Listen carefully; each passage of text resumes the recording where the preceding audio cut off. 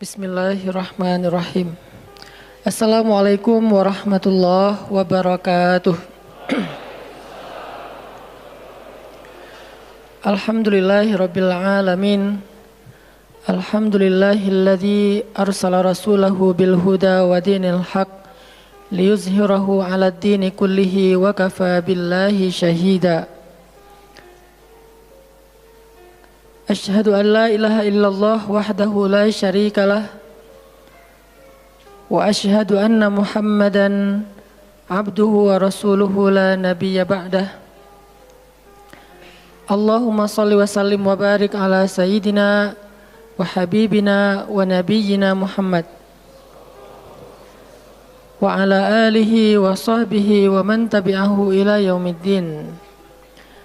Nahmadullaha ta'ala wa nashkuruhu la in syakartum la azidannakum wa la in kafartum inna azabi lasyadid.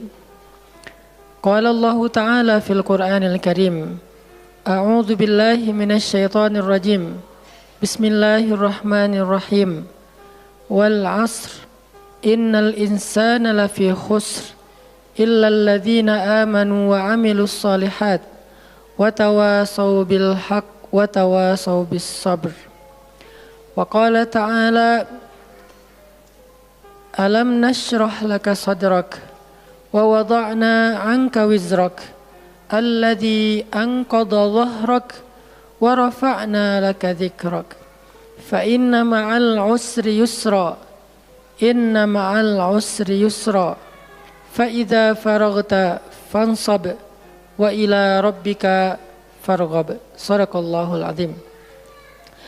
Teman-teman semuanya, anak muda Kota Bandung, jamaah tetap sharing time atau sharing night Rabu malam yang dirahmati Allah Subhanahu wa taala.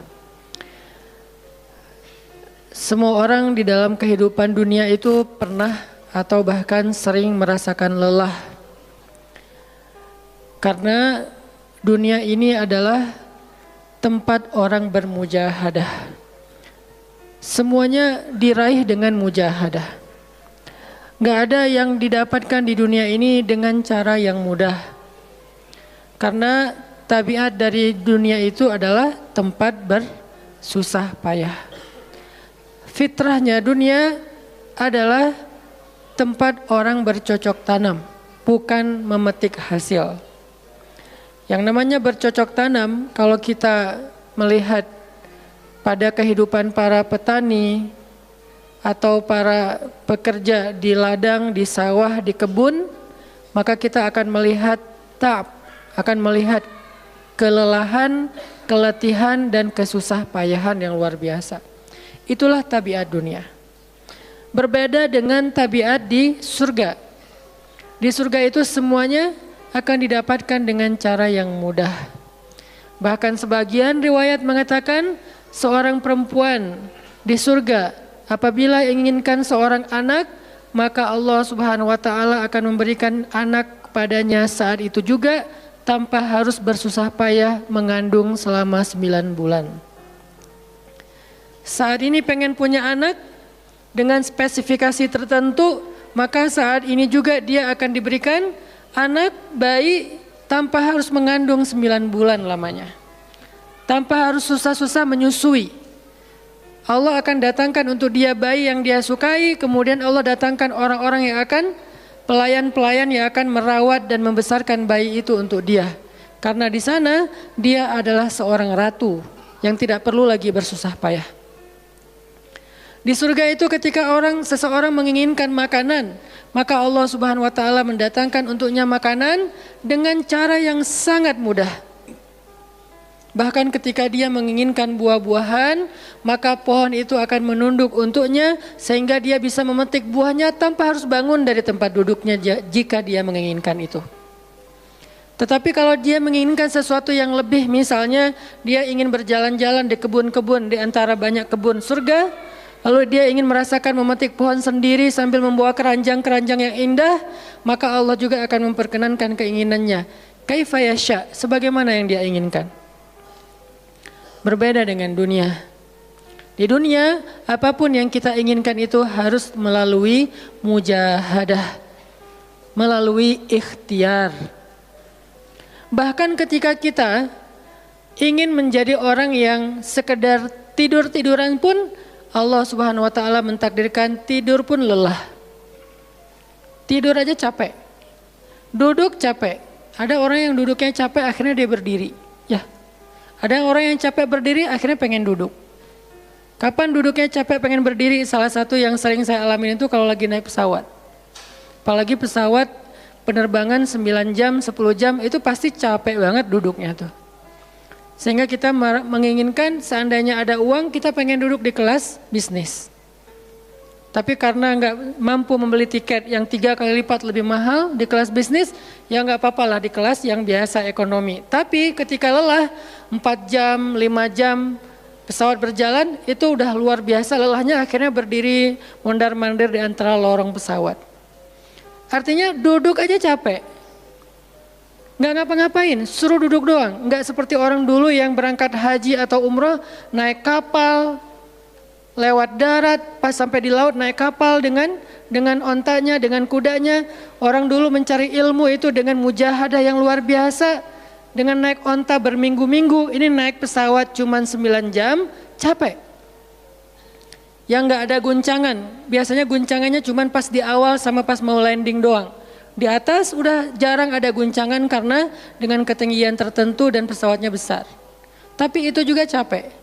Naik kereta coba, dari Jawa ke Bandung misalnya. Sebutlah dari Semarang, dari Malang, dari Surabaya naik kereta 10 jam. Itu aja capek, nggak usah jauh-jauh, Bandung Jakarta aja 3,5 jam. Itu pun capek.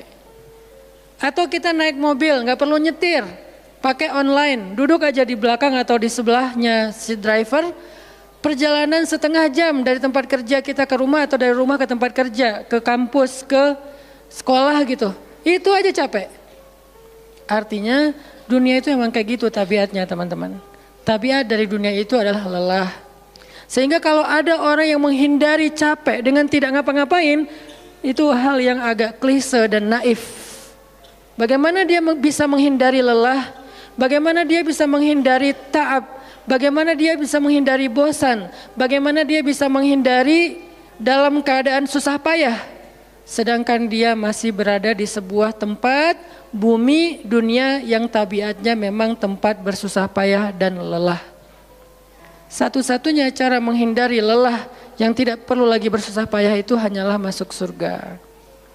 Tetapi kan itu tidak terjadi sekarang. Kita harus meninggal dulu dan kita belum mau. Ada yang mau meninggal masuk surga sekarang? Kalau dijamin sih insya Allah ya. Masalahnya nggak ada jaminan. Kalau para sahabat enak, mereka dapat jaminan.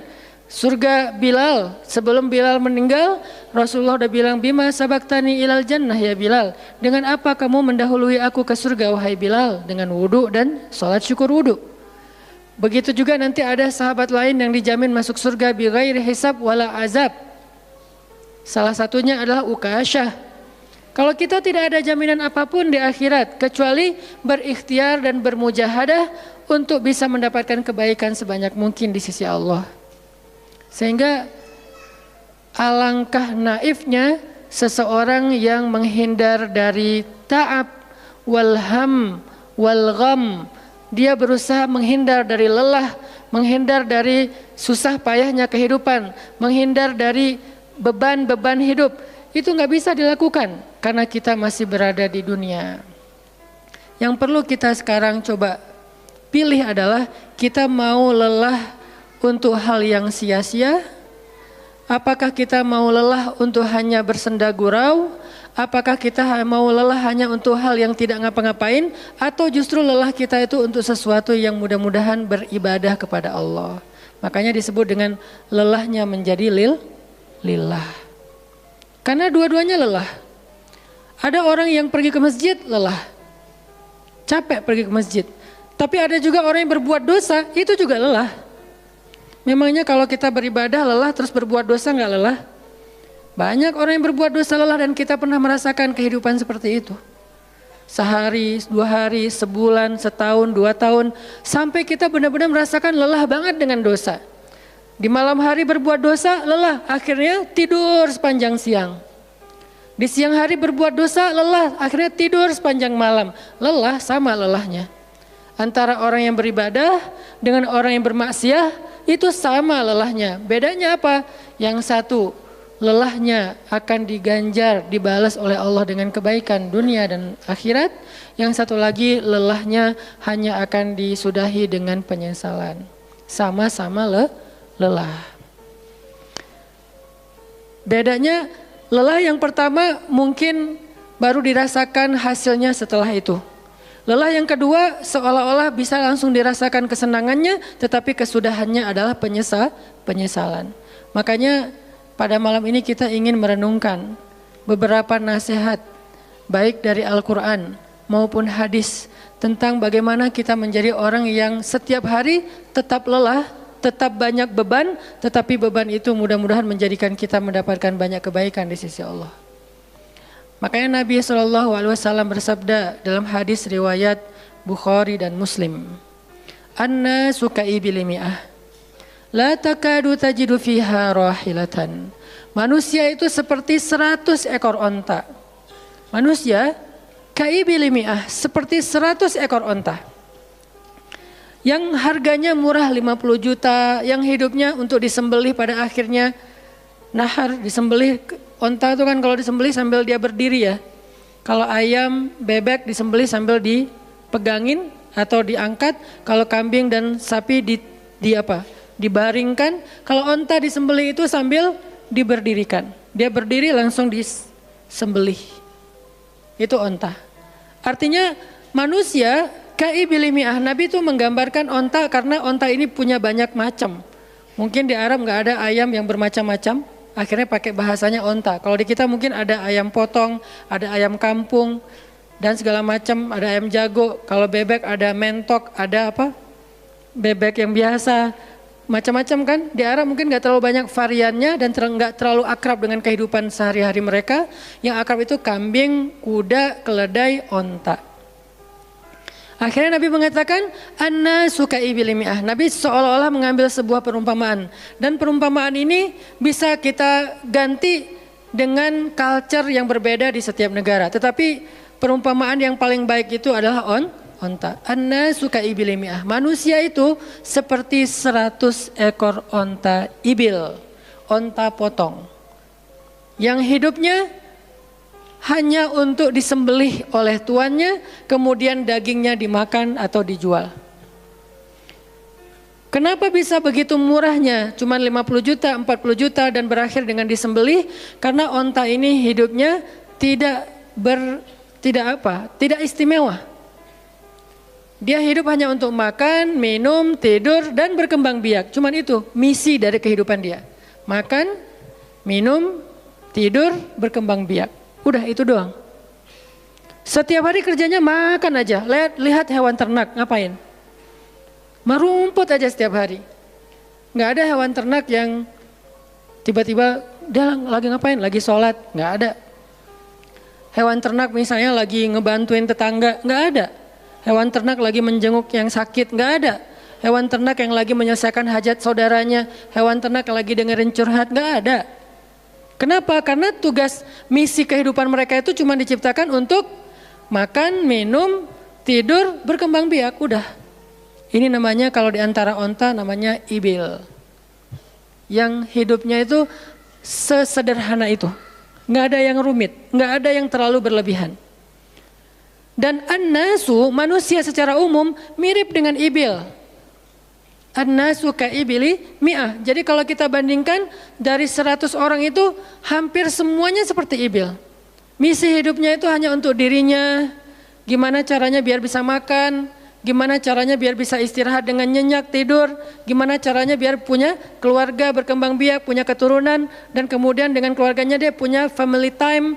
Kapan liburan, makan di rumah, jalan segala macam. Cuman itu misi dari kehidupannya. Sehingga Nabi menyebut mereka yang misi kehidupannya hanya dirinya dan keluarganya. Ka'ibili mi'ah, seperti 100 ekor onta. Kurang istimewa.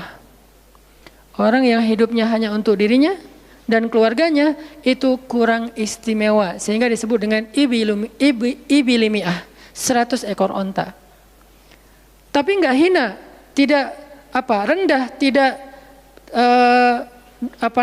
mungkin melenceng, sesat segala macam, enggak. Dia tetap tidak haram, tidak najis. Nabi tidak mengumpamakan manusia seperti seekor anjing, seperti seekor babi, enggak. Karena itu najis, haram dan seterusnya.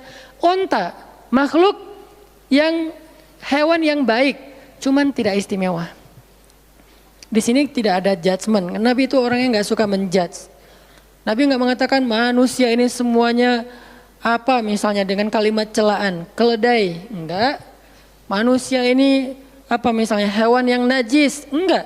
Nabi mengatakan an-nasu kaibil mi'ah, manusia itu seperti 100 ekor onta. La takadu tajidu fiha rahilatan.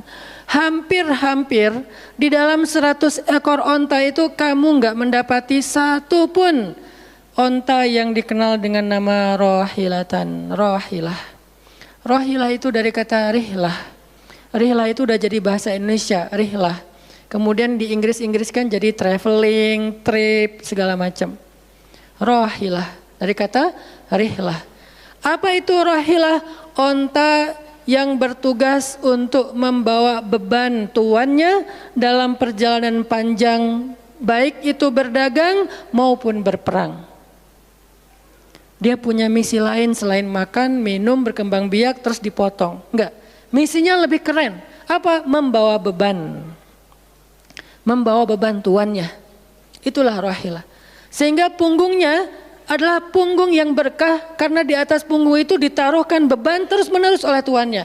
Berangkat bebannya apa, pulangnya beban apa. Karena orang dulu kalau berangkat berniaga, berdagang ke luar negeri itu tuh bukan berangkat bawa beban, pulang nggak bawa apa-apa karena udah diuangkan, enggak. Mereka barter konsep perdagangannya. Kalau berangkatnya bawa kain, pulangnya nanti bawa karpet. Berangkatnya bawa gandum, pulangnya nanti bawa sutra misalnya. Tetap aja ada beban karena mereka berangkat jual misalnya ke Syam, dari Mekah ke Damaskus. Nanti pulangnya dari Damaskus ke Mekah bawa lagi barang-barang Damaskus yang bisa dijual di Mekah. Pas berangkat bawa barang Mekah yang bisa dijual di Damaskus, pas pulang membawa barang Damaskus yang bisa dijual di Mekah. Li'ilafi Quraisy إلافهم رحلة الشتاء والصيف. Rihlah syita'i wassaif. Mereka melakukan rihlah pada musim dingin dan musim panas. Itulah ilafu Quraisy, kebiasaan orang-orang Quraisy. Ilafu Quraisy, kebiasaan tradisi orang Quraisy. Apa tradisinya? Berdagang di musim dingin dan di musim panas. Barang dagangannya beda-beda. Kalau musim dingin yang dibawa itu bahan-bahan jaket. Bahan-bahan untuk menghangatkan tubuh. Bahan-bahan yang kalaupun dia bawa makanan yang biasa dimakan di musim dingin yang menghangatkan tubuh. Kayak misalnya jenis bubur di Arab itu ada namanya adas. Dan itu disebutkan di dalam Al-Quran, di Al-Baqarah. Wa adasiha wa basaliha, ada adas, ada bawang. Adas itu salah satu makanan kesukaan orang Arab di musim dingin. Karena kalau makan adas kayak bubur gitu, dia badannya menjadi hangat. Jadi kayak menghangatkan tubuh gitu. Artinya syita'i was-saif, di musim dingin dan di musim panas, dua-duanya ada barang yang didagangkan. Dan itu adalah ilafu Quraisy, kebiasaan tradisi orang-orang Quraisy. Rihlah. Siapa yang akan dibawa rihlah? Apa yang akan membawa barang dagangan mereka ketika rihlah? Namanya onta rahilah. Onta yang mengangkut beban barang tuannya. Rahilatan. Sehingga onta ini adalah onta yang lebih kuat fisiknya. Onta ini onta yang lebih tangguh perjalanan walaupun mengalami badai. Onta ini onta yang lebih kuat ingatannya sehingga dia menghafal jalan yang dilaluinya. Walaupun terjadi badai dia nggak tersesat. Jarang onta rahilah tersesat. Biasanya yang tersesat itu ibil.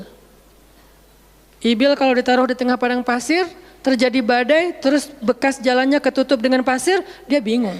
Itu ibil. Sehingga kalau kita baca cerita-cerita tentang orang yang tersesat di padang pasir, rata-rata istilahnya kalau enggak jamal ya ibil. Kalaupun ada onta rahilah yang tersesat berarti badainya parah banget. Kalau ada hadis onta rohilah tersesat berarti badainya parah banget. Artinya rohilah ini ingatannya kuat. Dia kalau lewat satu jalan, setahun kemudian lewat lagi dia masih hafal. Itu rohilatan. Dalam teknologi sekarang kita nyebutnya dengan map. Ada banyak platform aplikasi map digital yang membuat kita bisa menghafal jalan. Dan diupdate terus, jalan ini sekarang macet segala macam. Rohilatan punya kemampuan membaca jalan walaupun mungkin berbeda dengan teknologi sekarang. Itu namanya rohilatan. Ini kata Nabi, la takadu tajidu fiha rohilatan. Manusia itu seperti 100 ekor onta. Dan di antara 100 ekor onta itu atau 100 orang itu hampir kamu tidak mendapati satupun yang bernama rohilatan yang mampu mengangkat beban lebih. Sehingga di sini Nabi SAW seolah-olah mengajarkan kita, memotivasi kita agar belajar menjadi rohilah.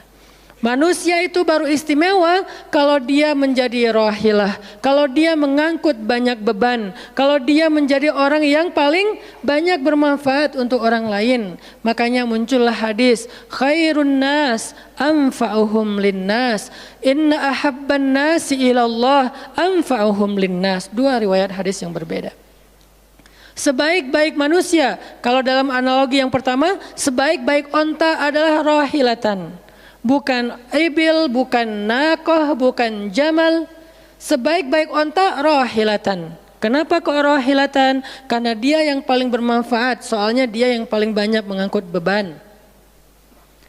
Sehingga dengan analogi tentang onta rohilah, kita menerjemahkan hadis khairun nas, sebaik-baik manusia dengan istilah khair. Arti khair itu memberi lebih, arti khair itu bermanfaat. Khairun nas anfa'uhum linnas, sebaik-baik manusia yang paling bermanfaat untuk orang lain. Dalam riwayat yang lain, inna ahabban nasi ilallah, sesungguhnya orang yang paling dicintai Allah di antara manusia, anfa'uhum linnas, yang paling bermanfaat untuk orang lain. Itu yang paling dicintai Allah di antara manusia. Muncul lagi hadis yang mirip, inna ahabbal a'mali ilallah sururun tudkhiluhu ala qalbi muslim. Sesungguhnya perbuatan, amal soleh, aktivitas, pekerjaan yang paling disukai Allah di antara yang kita lakukan dalam kehidupan sehari-hari adalah membahagiakan hati orang lain. Ini semuanya hadis-hadis yang memiliki makna yang sama, yaitu menjadi pengangkut beban. Lelah Ustadz, lelah. Enggak ngangkut beban, lelah juga. Ngangkut beban, lelah juga. Cuman bedanya, orang yang lelah tanpa mengangkut beban, hidupnya penuh dengan keluh kesah, tidak ada yang menghargai, tidak dimuliakan, akhirnya dia ngeluh. Ada kan banyak orang yang ngeluh karena merasa dirinya nggak dihargai orang lain. Tetap aja ngeluh. Ada juga yang ngeluh karena terlalu banyak beban, padahal dua-duanya sama-sama ngeluh, kenapa nggak memilih yang lebih baik? Memangnya kalau kita nggak ngangkut beban, kita nggak akan berkeluh kesah, ngeluh. Ngeluhnya mungkin bukan capek, ngeluhnya nggak ada yang hargai. Dan itu udah sunnatullah, kalau kita pengen dihargai, pengen dimuliakan, kita harus menjadi orang yang paling rohilah, yang paling banyak ngangkut beban. Nggak bisa kita jadi ibil tapi pengen diperlakukan seperti rohilah, itu nggak bisa. Kita tuh ibil, hidupnya untuk diri sendiri, nggak bantu siapa-siapa, nggak peduli dengan siapa-siapa, harta kita nggak bermanfaat untuk orang lain, pikiran kita nggak bermanfaat untuk orang lain, lisan kita tidak bermanfaat untuk orang lain, wawasan kita tidak bermanfaat untuk orang lain, apalagi tenaga kita nggak bermanfaat untuk orang lain, skill kita nggak bermanfaat untuk orang lain, semua tentang diri kita hampir tidak bermanfaat untuk orang lain, lalu kita ingin dihargai seperti orang yang paling bermanfaat.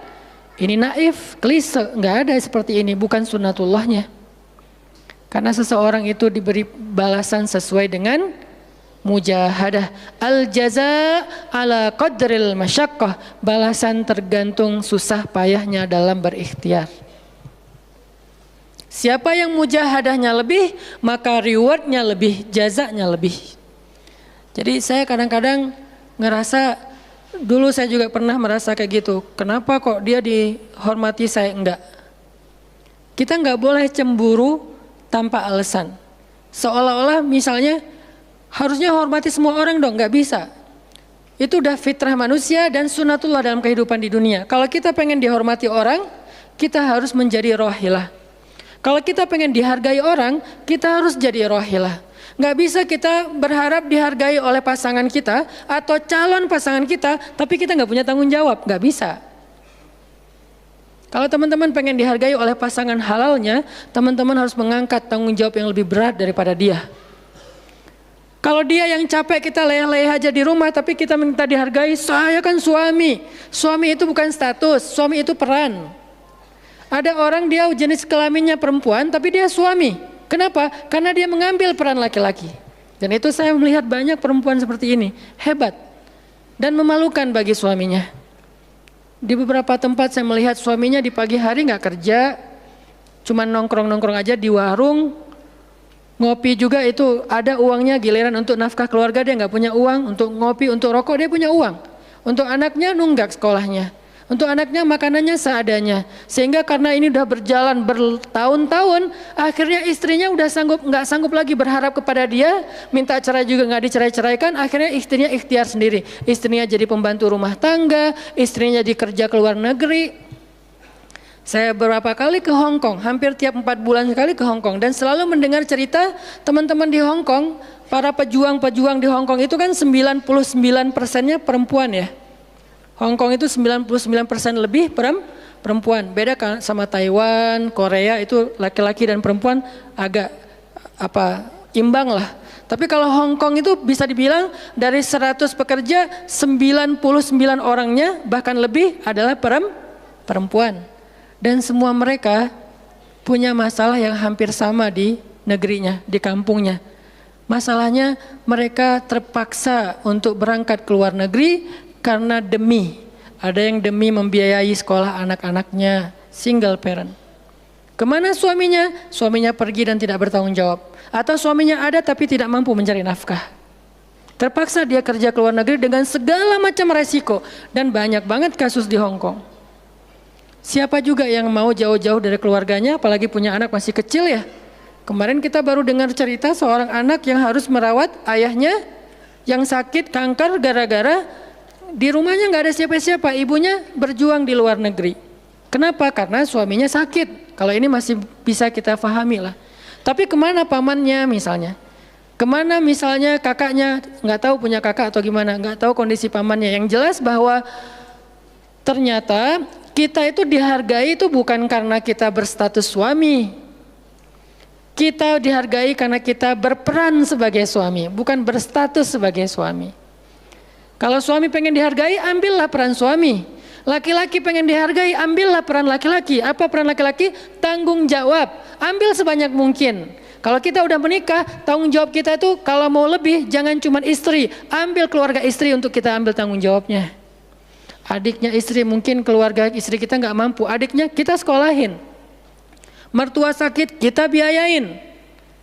Nanti siapa lagi? Keluarga besarnya ada masalah, kita biayain, kita hutangin. Kalau misalnya kita nggak sanggup memberikan hadiah atau sedekah, ambil amanah, tanggung jawab itu ambil semampu kita.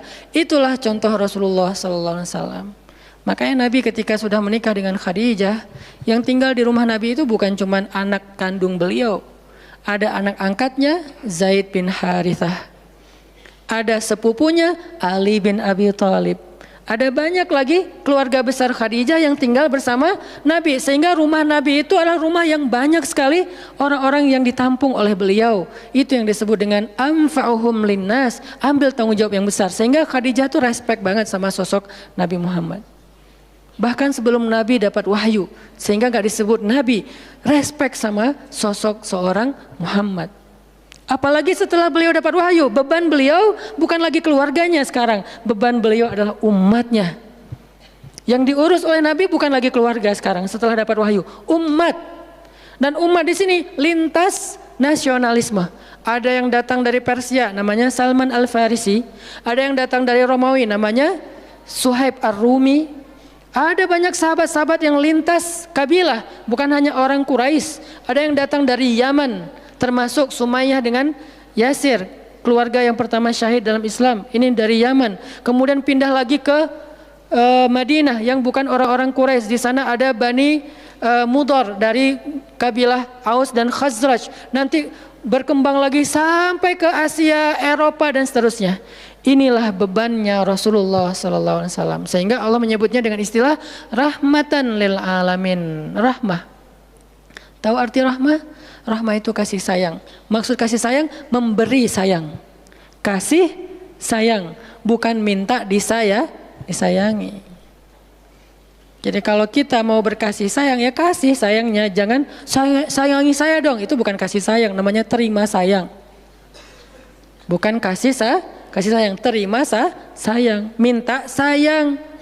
Itu namanya bukan rahmah, bukan mawaddah. Yang namanya rahmah, kasih sayangnya.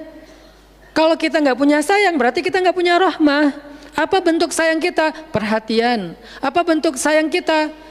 Perasaan. Apa bentuk sayang kita? Dengan harta. Itu sayangnya. Dan Nabi, wa ma arsalnaka illa rahmatan lil alamin. Tidaklah kami mengutus engkau Muhammad kecuali untuk menjadi kasih sayang kepada alamin. Arti rahmah dalam tafsiran yang lebih luas, menyelesaikan hajat manusia seluruh alam. Seluruh alam. Itulah kenapa Nabi Muhammad menjadi orang yang paling mulia. Karena yang diambil bebannya itu bukan satu keluarga Khadijah. Bebannya itu bukan satu kota Makkah. Bebannya itu bukan cuma orang Arab. Alamin. Sehingga Allah mengatakan, wa rafa'na laka dzikra. Kami angkat engkau menjadi manusia yang paling mulia. Karena beban yang diambilnya paling berat. Apa beban Nabi? Apakah cuma ceramah? Enggak cuma ceramah. Kalau cuma ceramah gampang. Saya pernah menjadi penceramah dan saya pernah menjadi programmer dalam dakwah. 8 tahun saya ceramah di Bandung, gampang banget. Dan kalau mau nyaman jadi ustadz, mending saya jadi penceramah aja, gampang banget. Diundang-undang, ustadz mau dijemput? Ya jemput dong, jemput. Ya, ustadz kan dijemput, jarang kita jalan sendiri, seringnya dijemput. Dan karena dia pengen memuliakan kita, dia cari di tempat itu siapa yang punya mobil paling bagus untuk menjemput ustadz. Kalau di kampung, cari siapa yang punya mobil baru yang tahun misalnya 2018 lah, kalau nggak ada 2019. Saya punya, ya udah pinjam ya untuk jemput ustaz. Oh boleh, saya senang jemput. Kalau perlu yang punya mobilnya sekaligus jadi supirnya, jemput ustaz. Enak jadi penceramah. Jemput, tunggu di depan rumah, nggak langsung ketok. Kenapa? Nggak enak mau ngetok, biar ustaznya santai aja. Ustaznya keluar dibukain pintu. Terserah mau duduk di depan, duduk di tengah. Kalau ustadznya duduk di tengah, nggak ada yang di sebelahnya, kosong. Mau goler-goler, mau jungkir balik, bebas. Ustadz.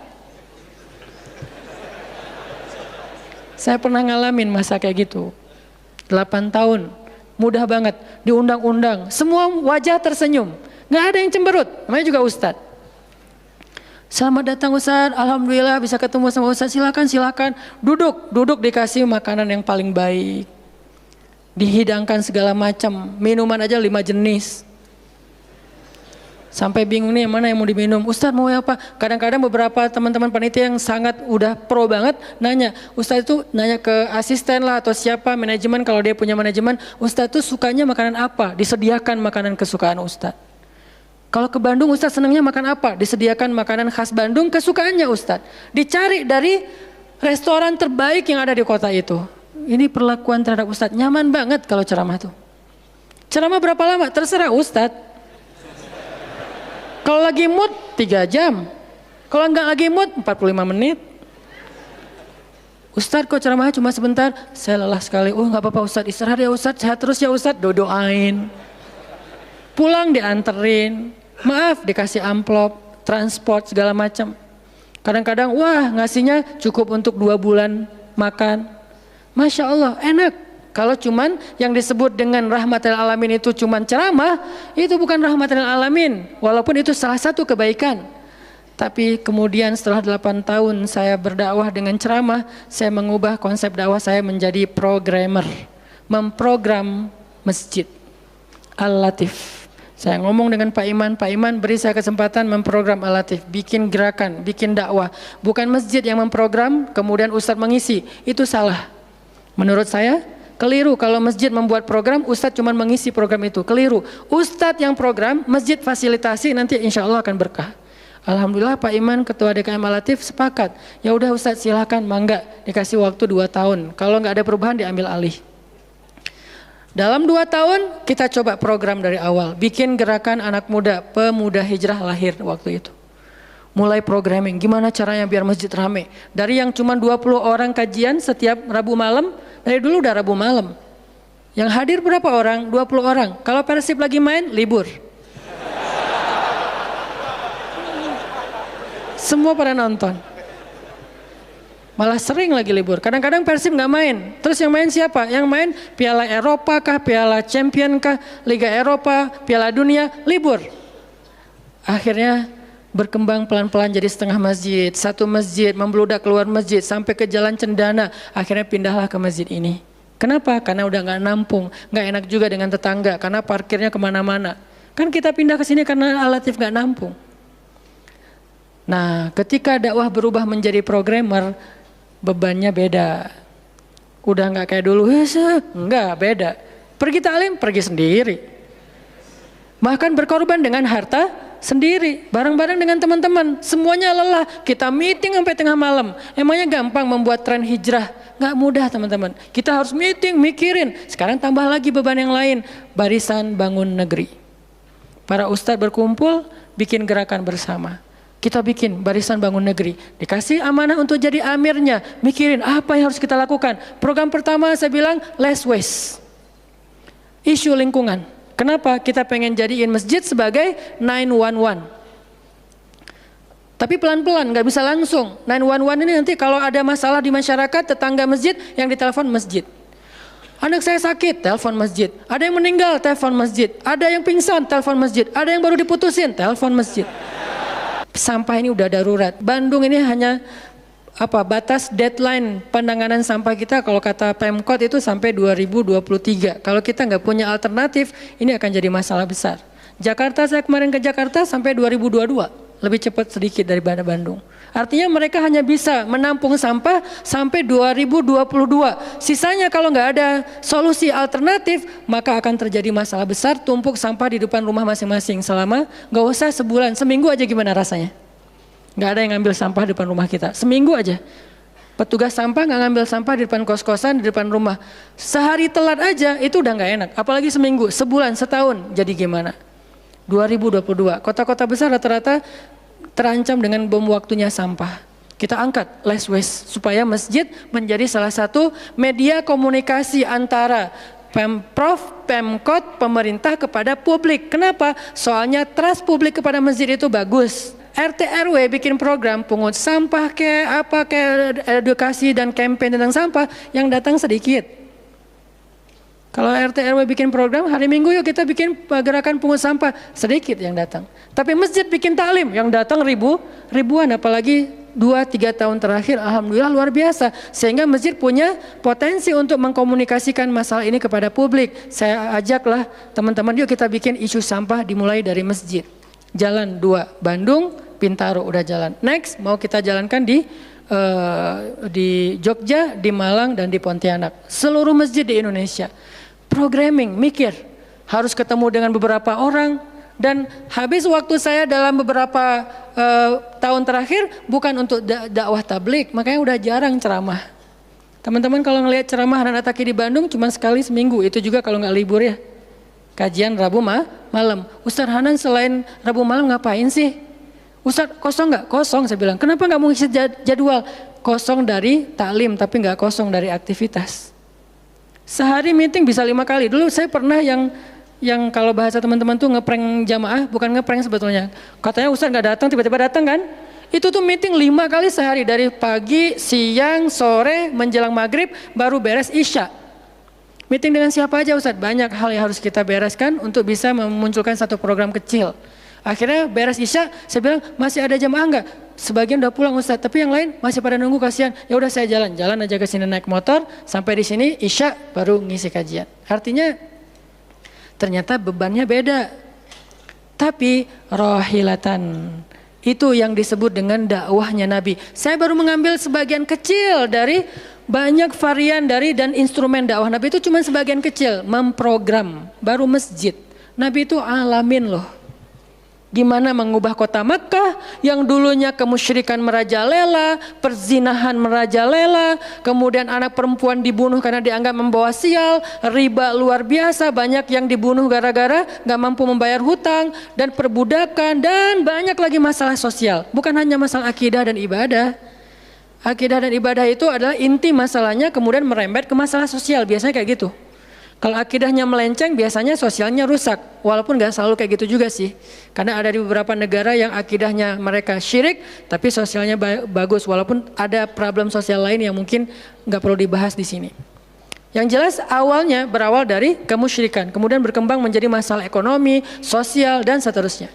Nabi menyelesaikan masalah kota Mekah. Gimana caranya? Mekah yang tadinya kota yang jahiliyah menjadi kota Islamiyah, kota yang Rabbaniyah, kota yang penuh dengan kebaikan. Madinah yang tadinya kota yang penuh dengan sampah, Yathrib berubah menjadi kota Munawwarah. Sekarang udah nyampah lagi. Di zaman Nabi itu benar-benar Madinah Munawwarah. Sekarang mungkin nggak sebagus di zaman Nabi, cuman bangunannya doang yang megah, tapi secara lingkungan, secara sosial nggak sebaik zaman dulu lah. Kalau bangunan itu kan bukan indikasi peradaban ya.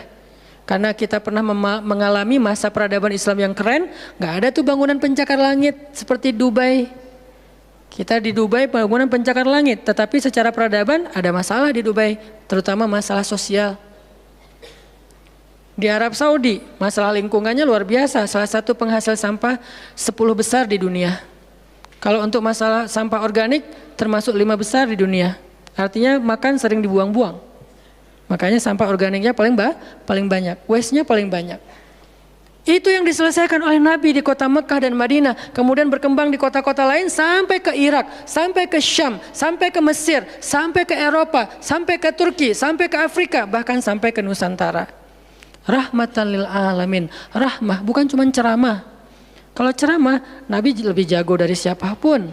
Orang siapapun yang berceramah itu kopas dari Nabi kan? Ada yang ceramah nggak kopas dari Nabi?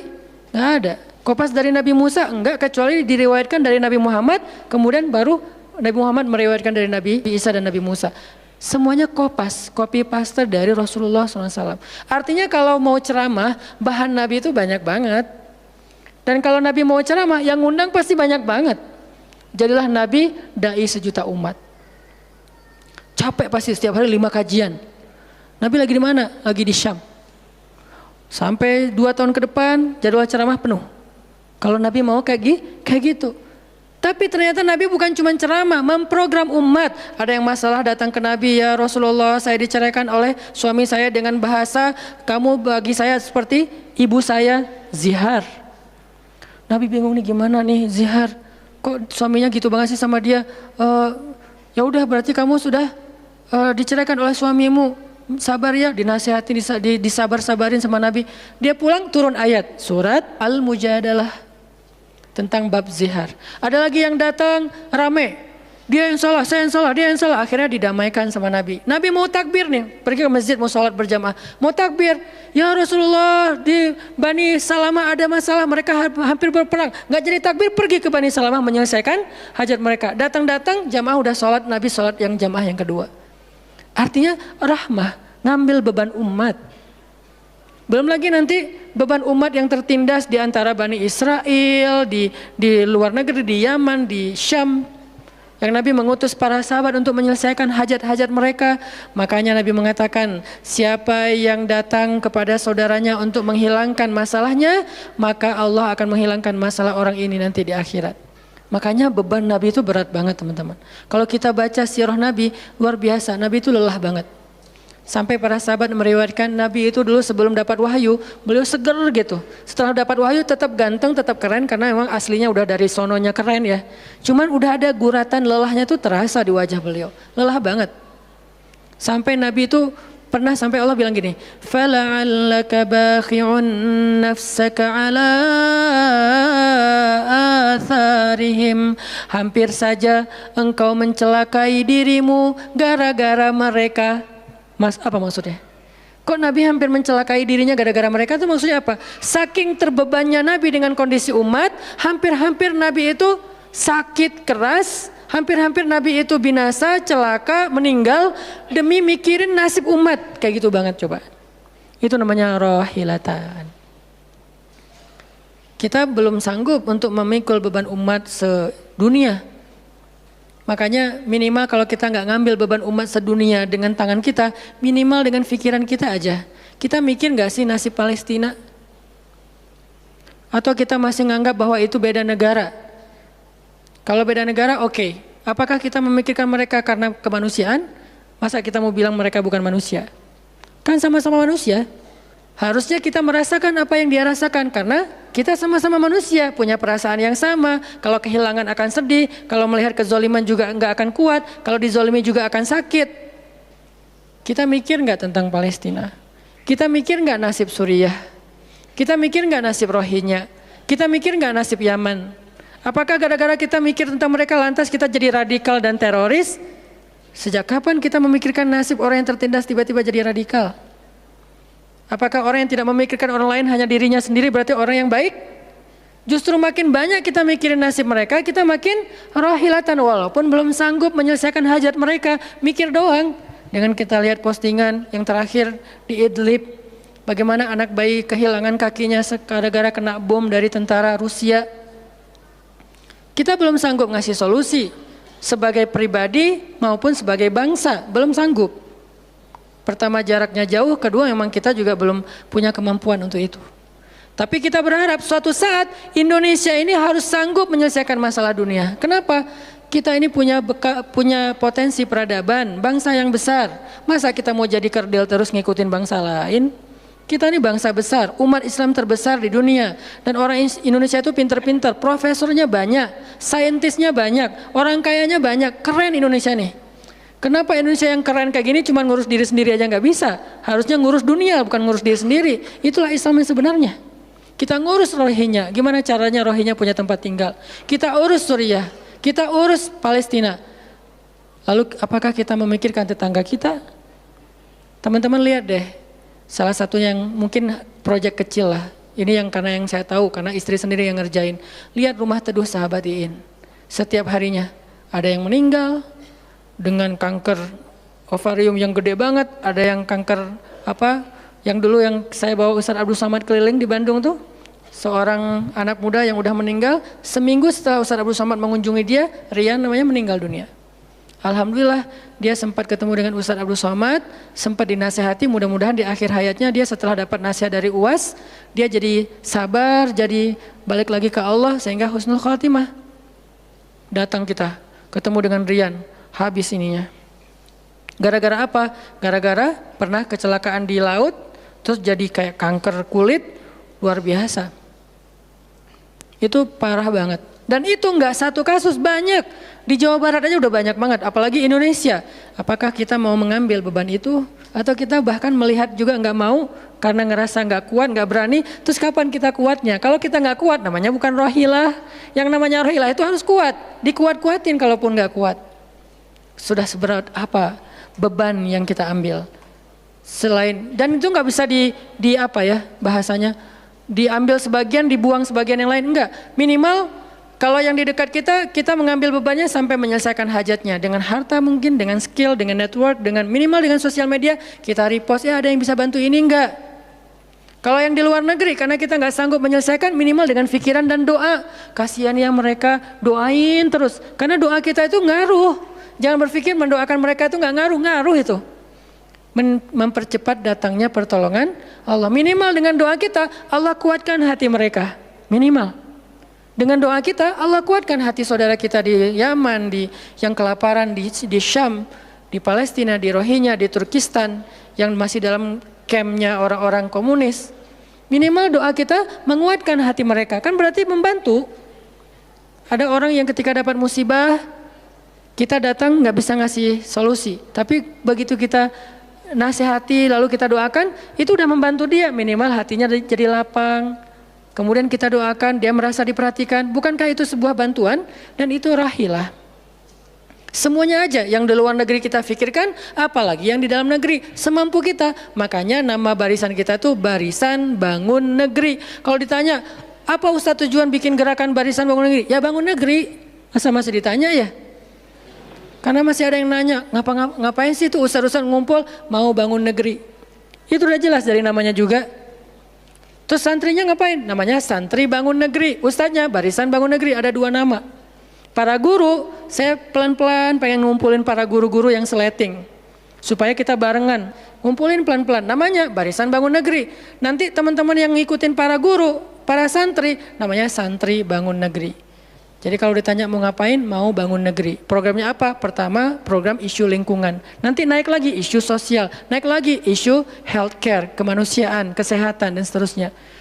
Kan itu tugas pemerintah, kita nggak mau menyalahkan siapapun. Udah capek berdebat, tugas kita sekarang siapa yang pengen jadi rohilah.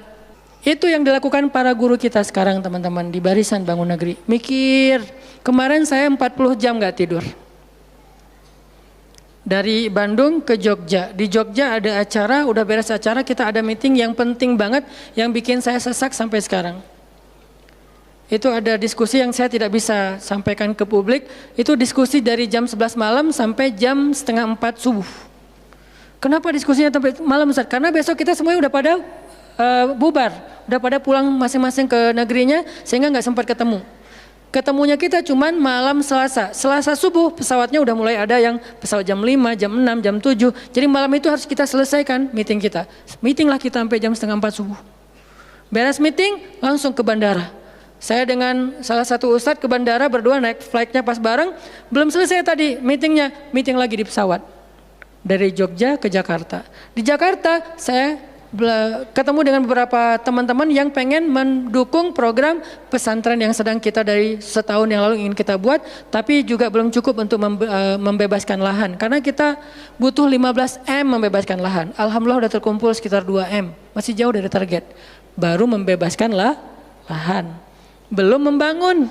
Akhirnya bahasa istri saya ngamen di Jakarta dari pagi, siang, sore, malam pulang. Di kereta juga diskusi lagi sama istri karena ada beberapa program yang harus kita bereskan. Sampai rumah jam 12 malam. Jadi 1 hari setengah.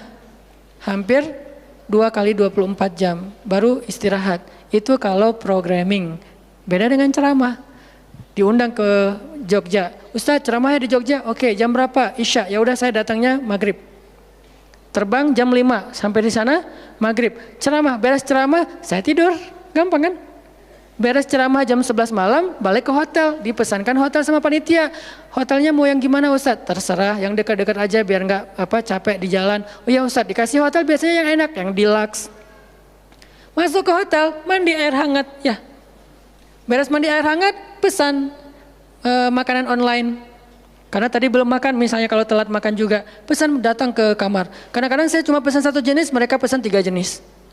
Saya belum makan, lapar, boleh nggak pesan sate? Oh boleh Ustaz. Datang sate, datang mie godok, datang apa, banyak. Semuanya ditaruh di depan kamar. Ustaz, ini udah ada makanannya. Masya Allah makanannya banyak gini. Kalau cuma ceramah, habis makan jam 12, tidur. Bangun sholat subuh, beres subuh, olahraga. Ya, karena di hotel, treadmill. Beres treadmill, berenang. Beres berenang, breakfast. Beres breakfast, terbang ke Bandung. Kan enak ya? Kalau cuman ceramah. Jadi kerjanya cuman 1,5 jam pas ceramah. Itu juga santai. Namanya juga ceramah gampang. Tapi kalau programming, buat program kayak tadi ceritanya, meeting gak beres-beres. Sampai enak dengan meeting. Kopi entah berapa gelas. Ada yang digulaan, ada yang gak digulaan. Ada yang pakai susu, ada yang gak pakai susu. Sampai diistilahkan yang gak pakai susu kopi akhi, yang pakai susu kopi ukti. Semua jenis kopi. Artinya rohilatan. Ternyata memang benar kata Nabi, manusia itu seperti 100 onta, sedikit yang rohilatan. Makanya sekarang kita mau milih mau jadi rohilatan atau mau jadi 100 onta. Dimulai dari hal yang kecil. Saya ngajak teman-teman, yuk kita jadi rohilah, kita angkat beban negeri kita, beban bangsa kita. Saya pengen banget masjid itu jadi kayak rumah teduh. Sekarang yang menjalankan pasien kanker kurang mampu se-Jawa Barat, salah satunya rumah teduh itu. Yang sekarang ada 15 rumah dengan sekitar 300 pasien. Yang setiap kali operasi itu 40 juta. Karena kalau pakai BPJS antrinya setahun. Sehingga harus pakai jalur normal. Dan beberapa di antara mereka belum sanggup untuk membayar cicilan BPJS sehingga nunggak nggak bisa pakai. Kita selesaikan. Harusnya itu dilakukannya oleh masjid. Kenapa? Karena potensi zakat, infak, sedekah, kenceleng masjid gede. Jangan cuma dipakai buat renov. Jangan cuma dipakai buat pengumuman hari Jumat. Kenceleng minggu ini 300 juta. 300 juta di sebelah masjid ada orang lapar. Berarti ngapain 300 juta teh? Harusnya 300 juta itu kenceleng minggu ini. Harusnya 300 juta. Tapi tinggal 10 juta. Kenapa? Beban umat diangkat semua sama masjid. Itu cita-cita kita, pengennya masjid itu menjadi, makanya ada hashtag masjid peradaban. Apa masjid peradaban? Masjid rohilah, masjid yang mengangkat beban umat, bukan cuma membuat program jihad, pengajian hari Ahad. Udah lewat lah masa kayak gitu-gitu, udah nggak keren. Nih saya tantang masjid-masjid yang ada di Indonesia, jangan hanya fokus dengan taklim. Taklim itu udah banyak dan mudah melakukannya, kurang challenging. Coba masjid mikirin masalah sekitarnya, satu masjid mikirin satu RW kalau masjidnya kecil. Kalau masjidnya masjid kecamatan, mikirin satu kecamatan. Kalau udah beres dengan kecamatannya, nggak ada lagi masalah, pergi ke kecamatan sebelah. Kolaborasi dengan masjid kecamatan sebelah, yuk selesaikan masalahnya. Bisa banget kalau masjid mau. Tapi serahkan programnya ke ustadz yang ngerti harokah, yang ngerti pergerakan. Dan sekarang udah banyak ustadz yang ngerti pergerakan. Baru kita akan melihat Indonesia yang luar biasa. Terus apa yang bisa kami lakukan Ustadz? Yuk bareng-bareng dengan saya, dengan pemuda hijrah, dengan para guru barisan bangun negeri, kita bangun deh Indonesia semampu kita. Dengan apa? Dengan skill kita masing-masing. Dengan potensi kita masing-masing. Ada yang punya harta dengan hartanya. Ada yang punya kemampuan skillnya dengan skillnya. Saya udah berkali-kali menjelaskan, skill itu untuk dakwah penting, bukan hanya penceramah. Nah, mau nggak nih teman-teman? Yuk kita bangun Indonesia. Sekarang kita mikirin apa yang bisa kita lakukan untuk Indonesia, masing-masing dengan potensi kita. Karena kita anak masjid, anak masjid. Karena kita banyak sering ke masjid, ya udah kita bangun Indonesia dengan cara masjid. Dan ternyata cara masjid itu bukan cuma Allahu Akbar dan Subhanallah, salam, enggak. Yang dibicarain di masjid itu bukan cuma juz-juz Al-Quran, tapi masalah umat. Karena Nabi membicarakan masalah umat itu di Masjid Nabawi. Yang kita pengen ke sana, berharap banget bisa umroh. Apakah di Masjid Nabawi itu cuma ada raudhah kemudian orang berdoa, egois banget pengen masuk surga sendiri? Enggak. Di raudhah itu Nabi dengan Jibril bicara tentang umat. Gimana caranya umat ini selesai masalah mereka. Sampai ke penjuru dunia. Yang terjajah dibebaskan dari penjajahan, yang terzolimi dibebaskan dari kezoliman. Itu namanya rohilah. Saya yakin di sini banyak potensi dan skill yang keren-keren. Coba berikan skillnya untuk dakwah, dedikasikan skillnya untuk agama. Yang kalau kita dedikasikan untuk agama, insya Allah untuk bangsa dan negara udah pasti. Karena agama kita itu bukan agama ritual. Agama kita ini adalah agama kehidupan. Sehingga yang ada di dalamnya bukan cuma bab sholat, tetapi juga bab orang sakit. Dan kita tahu banyak hadis tentang itu, bab lingkungan, dan kita mulai tahu hadis-hadis tentang itu. Yuk kita dedikasikan skill kita, potensi kita, harta kita untuk agama Allah, kita angkat beban umat bareng-bareng. Karena kalau saya ngangkat sendiri, saya paling-paling ngangkat sanggupnya itu 100 kilo, itu juga udah ngos-ngosan. Tapi kalau kita ngangkat bareng-bareng, bisa bertonton beban umat kita angkat. Mudah-mudahan dari kajian mager ini, mudah-mudahan kelak kita bisa menjadi orang yang mudah bergerak, sanggup bergerak, dan geraknya bersama-sama.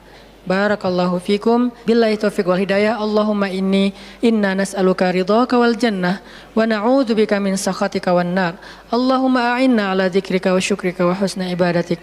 Rabbana habbib ilainal iman wa zayyinhu fi qulubina wa karrih ilainal kufra wal fusuqa wal isyan waj'alna minar rasyidin. Rabbana atina min ladunka rahmah wa hayyi' lana min amrina rasyada.